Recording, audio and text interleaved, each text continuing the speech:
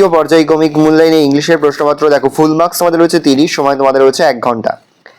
একের দাগে বহু বিকল্পীয় প্রশ্নের উত্তর দাও। এখানে মোট 8টি প্রশ্ন তোমাদের দেওয়া রয়েছে, দেখে নাও। প্রশ্নের মান রয়েছে 1 করে 1 × 8 = 8। দুয়ের দাগে রয়েছে অতি সংক্ষিপ্ত প্রশ্নের উত্তর দাও। এখানে মোট 6টি প্রশ্ন দেওয়া রয়েছে, প্রশ্নের মান রয়েছে 1 করে 1 × 6 = 6।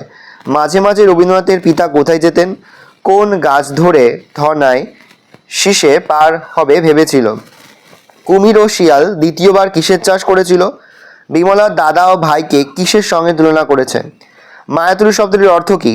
ঝড় কোথায় পালিয়ে গিয়েছে? তিনে দাগে নিম্নলিখিত প্রশ্নগুলির উত্তর দাও। প্রশ্নের মান রয়েছে 2 করে 2 × 3 = 6।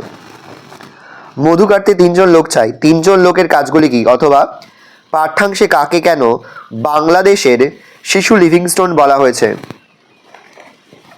নেক্সট কোশ্চেন রয়েছে দেখো, শিশুটি ঝড়ের আকাশের সঙ্গে কালির দোয়াত উল্টে ফেলার সদৃশ্য খুঁজে পেয়েছিল কেন?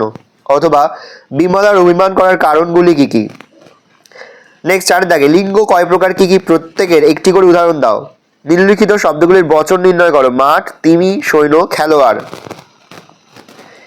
একটি বৃষ্টি দিনের অভিজ্ঞতার কথা জানিয়ে বন্ধুকে চিঠি লেখো, অথবা প্রদত্ত সূত্র অনুসারে একটি গল্প তৈরি করো।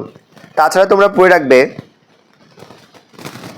স্কুলের ছুটির আবেদন জানিয়ে প্রধান শিক্ষক মহাশয়ের কাছে একটি পত্র।